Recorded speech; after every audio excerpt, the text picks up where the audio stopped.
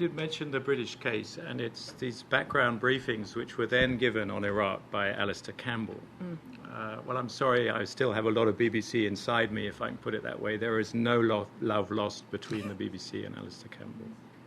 And don't forget that because of the Gilligan affair, you remember Andrew Gilligan, the dodgy dossier, Dr. Kelly, who killed himself, at least it's virtually certain that he killed himself, though some people doubt it.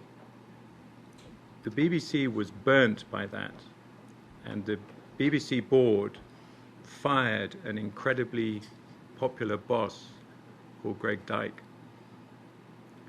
That was one of the lowest points I can remember in a fairly long BBC career, where the relationship, we are the British Broadcasting Corporation, and hey, do the politicians want to remind you, you're not only public, you're part of us, and when we want you to do something, we can put some squeeze on you. It's a real test. In the end, in my judgment, the politicians, whether you're in Israel or in Egypt or in Britain or America, they actually respect you more, or you may discover this later, if you really are independent, i.e. professional, and you're doing your job, than if you're taking something on a plate from them which is useful for them in the short run, and they have no respect for you whatsoever. I think there's a lesson there, but it's a tough lesson. We've got more questions.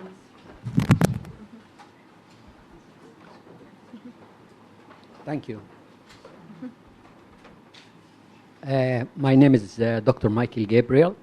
I'm here for 40 years and originally from Egypt, raised and educated and graduated from Cairo University. So if you allow me, Roger, not to agree with you on some of your statements.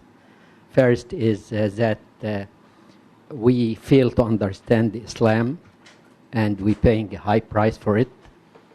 Maybe the Islam which is talked to you as American or to us as Americans or European is very different than the Islam which is taught in the madrasa and the mosque and at house. That's number one. Number two, you said we are here and we are there, they are here. That's not true. There is not even one mosque in Saudi Arabia. There is thousands of mosques here in the United States and Muslim academies, not only in Saudi Arabia. We, as Copts in Egypt, can't even build churches over there. They burn the churches. As a matter of fact, all of us remember the killing of 24 Christians in the New Year. And I came here because of discrimination. Discrimination is a fact of life in there for the Copts and the Christians all over. So this is my... If you could ask your question, please. Thank you. Okay, so what I'm saying here, if the Muslim Brotherhood and Al-Azhar will be able to get power in Egypt, don't you think that Sharia law will be more implemented in there? Because during Mubarak and Sadat was never implemented. You're raising the issue that's been hugely debated, not least within the Muslim world, that's sometimes put under the heading, who's Islam? Who really speaks for Islam? Some madrasa, and clearly by implication you were implying a bad madrasa. There are other madrasas. I've been to a lot of madrasas. And when news editors said to me, oh, madrasa is a jihad factory, I would say, go back to some dictionary or go to someone who knows. It's a seminary. It's a Muslim seminary, which is not to say that in parts of Pakistan or in other parts of the Muslim world, they are not indoctrinating hatred and intolerance and extremism and violence. Your question, sure, if the Muslim Brotherhood in alliance with what one could describe as the religious establishment in Egypt, Al-Azhar. I don't think, by the way, that they're all one thing. I don't think there's only one view of Muslim within that group. But if they could establish an Islamic state, would it be bad for your community, for human rights, for women? Yes. You and I actually differ on the likelihood of that coming to pass, I think. I think. Yeah, as I said, I don't think Egypt can afford Sharia law. It would destroy the economy, which relies so heavily on things like tourism, and the military.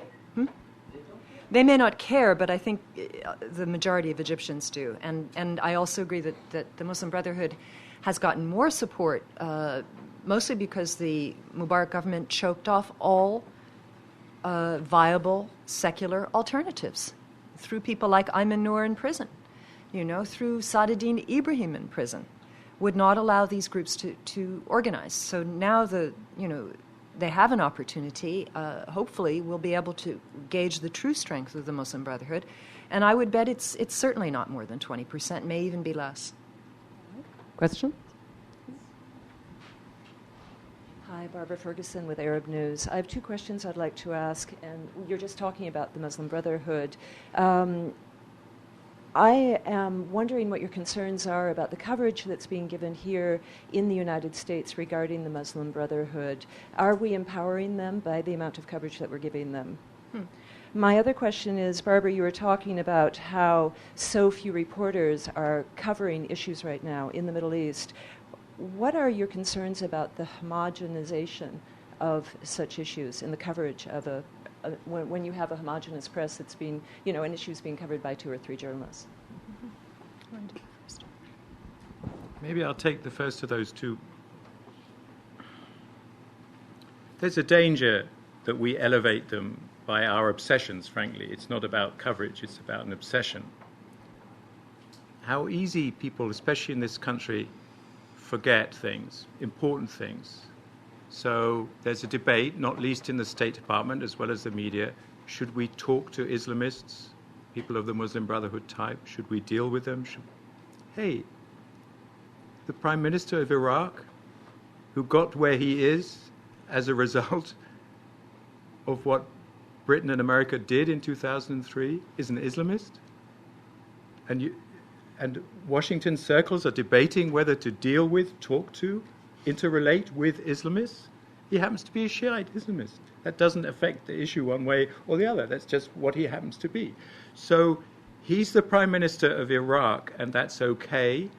But Tariq Ramadan in Europe is the great Satan, and he's a close buddy of Osama bin Laden, and really they all think the same. To use the language of Newt Gingrich, pardon me for using the language of Newt Gingrich, bin Laden is a real jihadi, and Tariq Ramadan, most of you know Tariq Ramadan, is a stealth jihadi.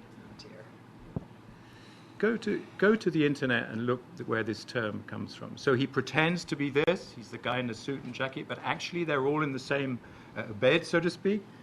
Come on. And this is not small stuff.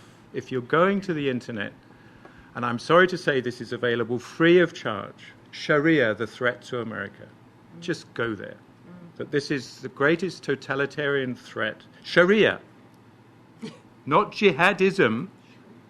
Sharia is the greatest totalitarian threat to Western civilization since Nazism and communism. I'm quoting almost verbatim. Hey, and we think that the context in which these issues are debated, this polarizing, ridiculous, information-free zone, is helpful towards better media coverage, better understanding by our societies. It's the exact opposite.